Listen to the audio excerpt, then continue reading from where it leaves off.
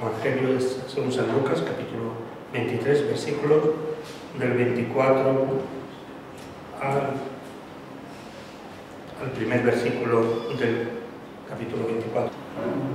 Perdón, del versículo 55 del capítulo 23. Y las mujeres que habían venido con él desde Galilea siguieron también y vieron el sepulcro y cómo fue puesto el cuerpo. Y de vueltas prepararon especias aromáticas y ungüentos y descansaron el día de reposo conforme al mandamiento. El primer día de la semana, muy de mañana, vinieron al sepulcro trayendo las especias aromáticas que habían preparado y algunas mujeres con ellas. Hasta aquí la palabra del Señor. He leído estos versículos, aunque tendría que haber leído muchos versículos más, solamente una muestra, que incluso en estos dos casos, en este caso concreto, había mujeres. Encontramos siempre en la vida de Jesús mujeres que le acompañaban, mujeres que cuidaban de él y de los discípulos. Podríamos hablar de Esther, podríamos hablar de Débora, podríamos hablar de Noemí, de Ruth, tantas y tantas mujeres que nosotros conocemos en las Escrituras, mujeres que posiblemente al leer sus vidas, su ministerio, podría ser gratificante para todos nosotros, ¿verdad? Pero sin embargo, a pesar de estas mujeres que encontramos y fácil de recordar, tenemos muchas mujeres anónimas. Mujeres que hicieron grandes cosas para el pueblo de Israel, para su Dios y también para la Iglesia, tanto la de Israel como la de nuestros días. Mujeres anónimas que se encuentran en nuestras iglesias, mujeres que pasan desapercibidas. Siempre son los varones los que conocemos, los que llevan, digamos, todo el capítulo de los cargos, exceptuando algunos pocos que se le dan a la mujer. Pero esto no fue siempre así, como veremos. No estoy diciendo que la mujer se deba subir a un púlpito, es una cuestión de tradición, ¿verdad? Encontramos en Débora que fue ella la que guió al pueblo, las que le predicó al pueblo, y así otras mujeres. No es algo único en la historia de la Iglesia, pero nosotros pensamos así, y así nos enseñaron nuestros padres, y así seguimos. Por lo tanto, no hablo de la situación en cuanto a la Iglesia de la mujer, sino la situación espiritual dentro de la Iglesia, la importancia que ha tenido siempre la mujer en la vida de la Iglesia, y en muchas ocasiones, repito, como líderes del pueblo, líderes, porque el hombre se había afeminado. Perdonad la expresión, ya me entendéis lo que quiero decir. El hombre pasaba, la mujer tiene un plus con respecto al hombre, que es más espiritual, está más cerca de Dios, por una razón sencilla, porque ellas son las que tienen hijos, porque ellas viven la vida de la familia y después también viven la vida de la Iglesia. No es solamente el caso de aquí de Almuñeca, que haya más mujeres que hombres. Siempre ha sido así, siempre ha sido así. Así que vamos a hablar de esas mujeres anónimas, esas mujeres que el Señor utilizó para su gloria y su honra. Por eso, incluso nuestros historiadores incluso dejaron a un lado a las mujeres en la Biblia, no hacían mención a ellas, pero no solamente a ellas, sino a sus propias familias. Nadie sabe quién fue la esposa de estos grandes padres, los más recientes, no nos vamos a ir atrás, pues qué sé yo, Jonathan Edwards, Spurgeon, Hay tantos hombres de Dios que conocemos su biografía, pero no hay ni siquiera una nota acerca de sus mujeres. ¿Cuál fue la esposa de Spurgeon? O de Jonathan Edwards, o de cualquiera de esos hombres santos que nosotros tanto nos gusta nombrar, ¿verdad? No se sabe nada de ellos. Solamente, creo haberlo dicho incluso aquí una vez, que se conoce el caso de Wesley. Se conoció a la mujer de Wesley, ¿sabéis por qué? Porque le pegaba, porque corría detrás de él para pegarle, porque ella no quería que su marido fuera pastor, y mucho menos predicador. Sí, es que le pegaba, a la mujer de Wesley le pegaba a Wesley. Por lo tanto, es la única referencia negativa, digamos, o positiva, depende del comportamiento de él, ¿no? Se conoce solamente esto. Y también encontramos que estos escritores que hablan no solamente de estos hombres, sino también de personajes bíblicos, deja a un lado a las mujeres. Y por eso yo quiero llamar a estas mujeres anónimas, de las cuales muchas ocupan un lugar prominente en las Sagradas Escrituras. Pero podríamos preguntarnos, ¿por qué es la razón? De hecho, la Iglesia, incluso desde la Iglesia primitiva, a los pocos siglos siempre tuvo un carácter machista, por llamarlo de alguna manera. No me gusta el término, por llamarlo de alguna manera, o por decir que la mujer quedó totalmente relegada. La Iglesia antigua, y después, en el transcurso de los siglos, de una manera muy especial, la propia Iglesia católica antigua, no la Iglesia romana, estoy hablando de la Iglesia católica antigua, de la que nosotros somos parte, ¿verdad? De ahí que nos llamemos reformados, por una razón sencilla, porque los reformadores intentaron no crear otra iglesia, sino reformar a la Iglesia católica, ¿no? Y entonces nosotros hicimos tal cosa, ¿no? Y nos llamamos reformados. ¿Por qué? Porque no hemos reformado nosotros nada, ¿no? Por esa intención que puso el Señor en la vida de aquellos reformadores. Pero ¿cuál es la razón para ese anonimato? Tenemos y conocemos a Noé con sus hijos, conocemos los hijos de Noé, pero no los de su esposa, ni tan siquiera los nombres de sus nueras, pero sí los hijos.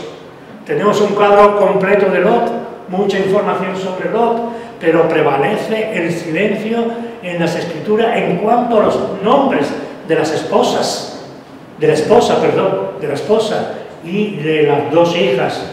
Las tres hijas de Job se mencionan por nombre. En este caso particular sí, no siempre es así, a veces sí, pero en este caso se mencionan por nombre, pero no tenemos la más mínima idea de la identidad de la esposa ni la de sus hijos. Las Escrituras nos dan el nombre de los hermanos naturales de Jesús, pero no el de las hermanas de Jesús. Sabemos que Pedro era casado, que tenía esposa. Nos hemos preguntado nosotros alguna vez cuál sería su nombre y cuál el nombre de su madre, de la madre de Pedro. Tanto Jesús como sus discípulos evidentemente debían conocer las esposas de los que estaban casados. Sin embargo, la Biblia guarda silencio sobre ellas. ¿Por qué Pablo no nos da el nombre de su hermana de sangre? ¿Está justificado este silencio? Podríamos preguntarnos nosotros. Podríamos argumentar a favor y en contra. El objeto de esta predicación no es debatir sobre la cuestión, ni mucho menos, es daros una semblanza de esta realidad. No es debatir sobre esta cuestión, sino investigar las razones de este silencio. Nos estamos refiriendo a mujeres que, a pesar de su anonimato, fueron utilizadas por Dios. Mujeres que fueron herramienta en las manos de Dios, porque el hombre estaba había desaparecido. El hombre había desaparecido del horizonte divino. Por eso fueron utilizadas por el Señor, algunas más que otros, algunas más que los mismos varones, que sí conocemos sus nombres. Sé que todo esto puede ser pueril. Qué importancia, ¿verdad?, puede tener para una predicación evangélica. Y de hecho, nada cambia en cuanto al mensaje bíblico. Pero, perdonad mi insistencia, ¿por qué? ¿Por qué no se habla de esas mujeres que hicieron grandes cosas para el Señor? George Eliot, aunque nació en una familia evangélica, se apartó pronto, se apartó de la iglesia, se apartó de la fe evangélica en la que sus padres les enseñaron, y abandona los valores cristianos y familiares, se involucra en el racionalismo intelectual de la época.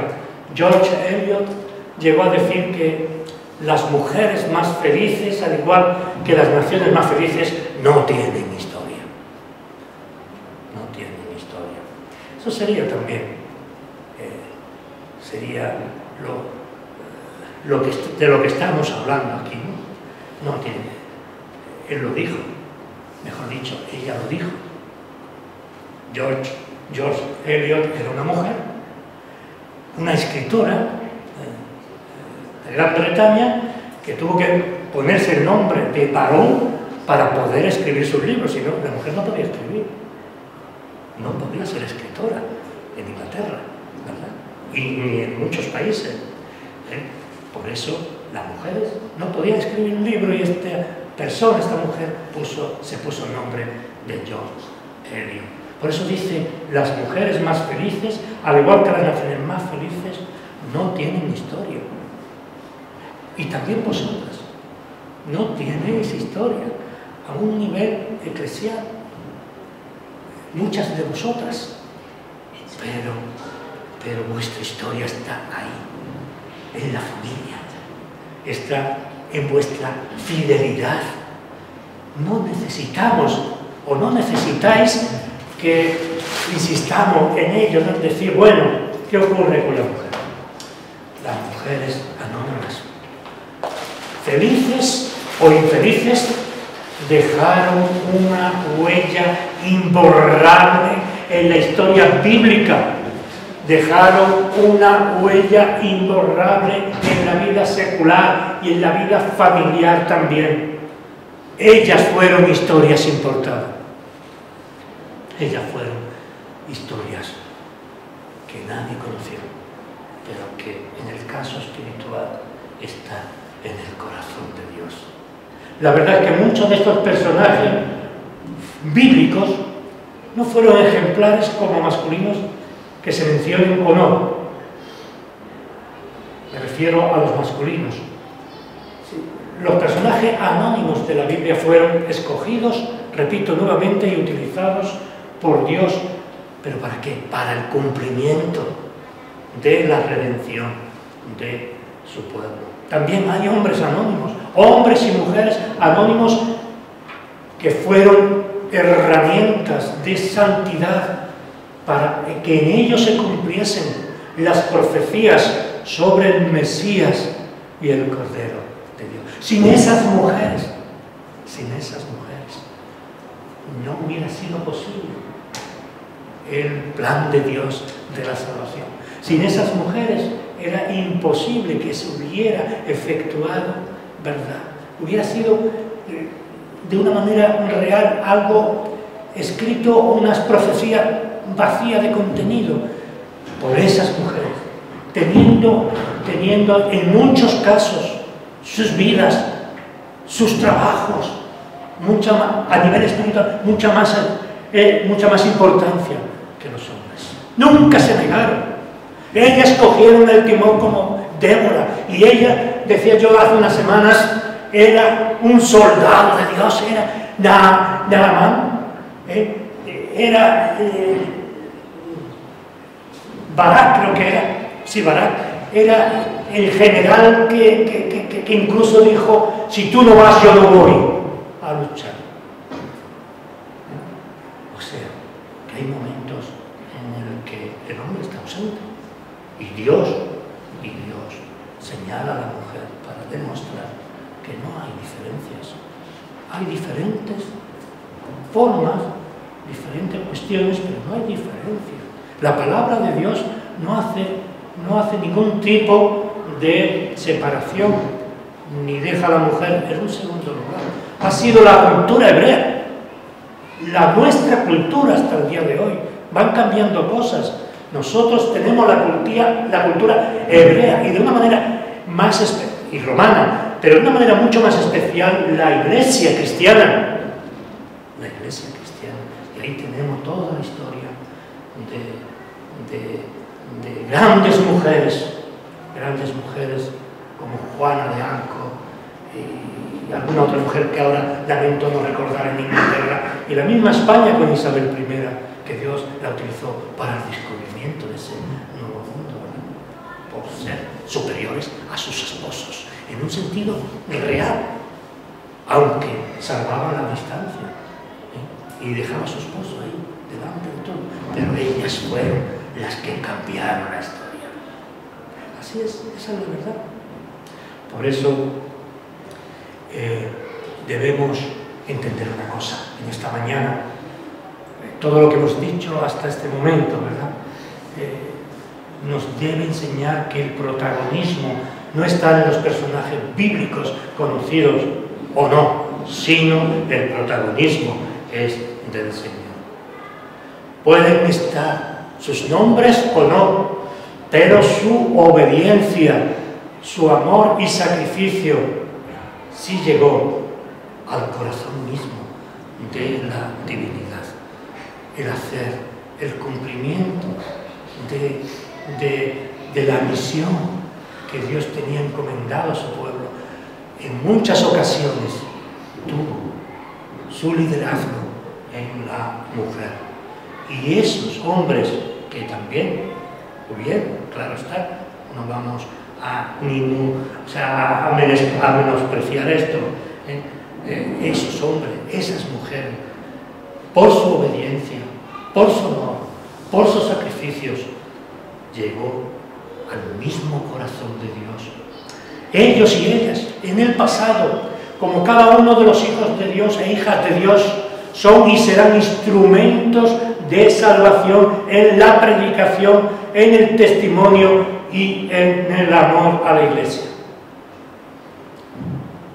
Que nadie me malentienda, no estoy a favor de la predicación desde este púlpito de la mujer, por muchas cosas que están fuera del tema, que si habláramos alguna vez me entenderíais, pero en lo demás sí que predica a sus amigos, a sus familiares, a sus vecinos. Cuando hablamos estamos predicando del Señor. No es necesario seguirse aquí. Por lo tanto, nuestro Señor le plació, o como decía en castellano antiguo, le plugó utilizar en el pasado y en nuestro presente a personas como tú o yo, a personas sin ningún tipo de discriminación, sean hombres o mujeres, para llevar a cabo su obra aquí en la tierra. Le plació, Él lo quiso así, utilizar en el pasado y en nuestro presente a personas, repito nuevamente, es muy importante el concepto, como tú y yo. ¿Para qué? Para extender el Evangelio, la palabra de Dios, esa buena noticia a todo el mundo. Tú y yo somos seres desconocidos, perdón, tú y yo no somos seres desconocidos para el Señor. No somos seres anónimos. Aquellas mujeres que hemos dicho, mujeres anónimas, no eran de cara a la galería, no tenían igual que los hombres, ¿verdad? Cuando se hablaron de ellos, ellos no tenían, ni sabían que alguna vez pudieran escribirse sus nombres, ¿verdad? Dios, para Dios no estamos en el anonimato. Dios nos conoció, Dios te conoció en Cristo. Dios te amó, nos amó a hombres y mujeres sin ningún tipo de diferencias. Nos amó, nos conoció y nos salvó en la eternidad porque así lo quiso. Estos hombres y mujeres de Dios, que hay también hombres anónimos, por supuesto, estos hombres y mujeres de Dios no eran, hemos dicho que eran anónimas, humanamente hablando, pero para el Señor fueron muy conocidas en la eternidad de Dios. Los conoció, los amó, te conoció y te amó en la eternidad. Por eso, hermanos y hermanas, tenemos que decir que el infierno estará lleno de personas que fueron muy conocidas, muy famosas, muy populares, hombres y mujeres que tuvieron, especialmente hombres también, porque son los más conocidos también en el mundo secular, de mucho prestigio y mucho conocimiento, pero estarán en la condenación. Porque en vez de ser un plus para ellos, ese hecho de ser famosos ha sido una barrera muy importante que han puesto entre ellos y Dios. Ellos son los dioses de este mundo, los cantantes, los grandes actores, los grandes políticos. Por lo tanto, no tienen ningún interés en absoluto quitarse ellos del pedestal para poner a Dios. Esa es la verdad. Hay otros que sí. Y no debemos olvidar que para ser aceptos con Dios debe ser por medio de Jesucristo. Solamente nosotros necesitamos saber y experimentar cómo el Espíritu Santo ha entrado en la vida, en tu vida y en tu corazón y te ha transformado. Es necesario que nosotros menguemos, que nosotros nos convirtamos en seres anónimos para que decreciendo nosotros crezca el Señor.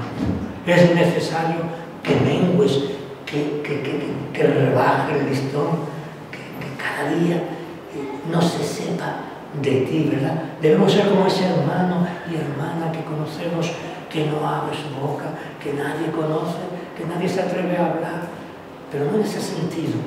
Debemos sí comunicarnos, ¿verdad? En ese otro sentido, pero que nos creamos más de lo que somos, porque aquí todos estamos al mismo nivel, todos necesitamos de Cristo, todos necesitamos de la gracia de Dios, todos necesitamos que Cristo crezca y que nosotros menguemos, que Cristo suba y nosotros bajemos, porque en esa medida nosotros recibiremos no solamente bendiciones, sino gracia sobre gracias. Por eso, no te importe ser anónimo para el mundo. Lo único que necesita es ser, repito el concepto, es ser conocido y vivir por Cristo. Y por Cristo y Dios, nuestro Señor. Debemos nosotros no mirar tanto desde fuera, no preocuparnos tanto de lo que los demás piensan por nosotros, sino mirarnos a nosotros mismos, vernos tal como somos, conocernos a nosotros mismos.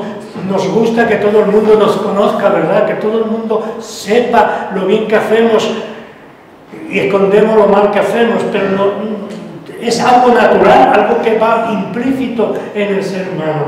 Pero no olvides que el Señor te conoce mucho más que tú no eres, repito, anónimo, ni desconocido.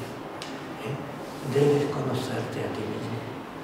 No aspira a que los demás te conozcan, conócete a ti mismo para que a través de esa actitud, de esa realidad de la que estoy hablando, le conozca a Él por su gracia. Para que de esa forma, de esa manera, tú sientas en tu vida cómo el mismo Dios está contigo. No te dejaré, dice el Señor a Josué y a nosotros, como iglesia, como familia, como individuos, de una manera muy personal. No te dejaré, ni te desampararé. Hermano, esto no son palabras, no son ni argumentos, es simplemente un aviso único e irreversible. Si no lo hacemos así, si no tenemos esa cosmovisión de la vida cristiana, de la vida religiosa, de nuestra propia vida, no llegaremos a ninguna parte. No piense que en nuestro anonimato podemos hacer lo que queremos. Y repito nuevamente, tú no eres anónimo para Dios. Ora al Señor para que quite de ti el orgullo de tu vida.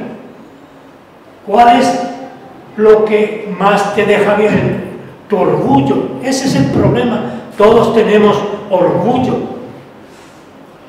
Y no debemos confundir el tener orgullo por nuestros hijos, el tener orgullo por nuestra iglesia, el tener orgullo porque el Señor nos ha mirado, nos ha conocido, nos ha salvado, sino, hablo de ese orgullo vacío, ese orgullo que no va más allá de los días de nuestra vida.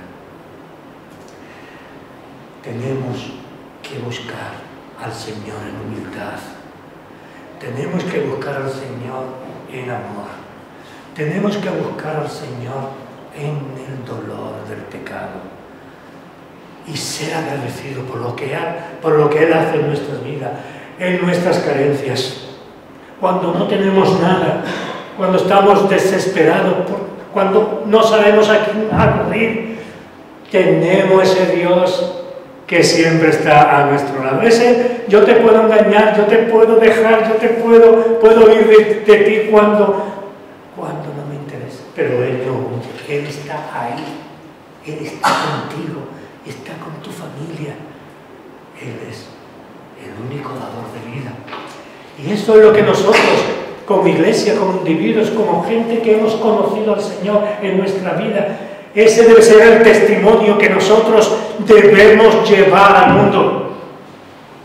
Transmitir al mundo que Él es el único camino hacia Dios, que Jesucristo nuestro Señor es el único camino hacia Dios, que en Cristo hay salvación, que no todo está perdido, que nuestros problemas, por muy grandes que sean, no tienen que ver nada en realidad con nuestros problemas espirituales, con la ausencia de Dios. No podemos continuar como seres humanos religiosos. No podemos continuar con una religión que puede llamarse evangélica o reformada o protestante o católica, da igual que cambie. Es importante para que la verdadera religión, tal como la define las Escrituras, es aquella que se vive y se practica. Es compromiso con la iglesia, con la familia y con el mundo en el que estamos. Debemos amar al Señor. Es fácil para nosotros amar a nuestros hijos, pero debemos amar una sociedad como la que tenemos, en unos días que tenemos, en la cual en la historia de la humanidad o la historia del propio cristianismo jamás estuvo en una situación tan deplorable. hablando como seres humanos y como seres espirituales. Jamás, jamás el mundo ha estado tan mal, pero hay una esperanza. Para terminar, os dejo con esta esperanza. Hemos hablado de que no somos anónimos para el Señor. Él nos conoció, nos conoce, y conoces a los que son sus hijos y a los que no lo son, espiritualmente hablando. Y Él tiene tanto amor que clama en su palabra, y nos dice ir a predicar el Evangelio a toda criatura. Nos manda a llevar ese mensaje de salvación, esa buena noticia a toda criatura. Ir y predicar. Porque de tal manera amó Dios al mundo, a todo el mundo, para que todo aquel que en Él crea no se pierda, mas tenga vida eterna. Por eso debemos buscar ese conocimiento y no huir y no pensar que somos seres que nadie nos conoce. Él te conoce a ti. Quiere el Señor ayudarte. Quiere el Señor que ponga en ti esto de lo que hemos hablado, y que ese amor de Dios, como hemos visto y como sabemos y como leemos tantas ocasiones, ese amor de Dios hacia el mundo sea una realidad para aquellos que han sido conocidos por Dios. Vengan al arrepentimiento y a la gracia. En su nombre. Amén.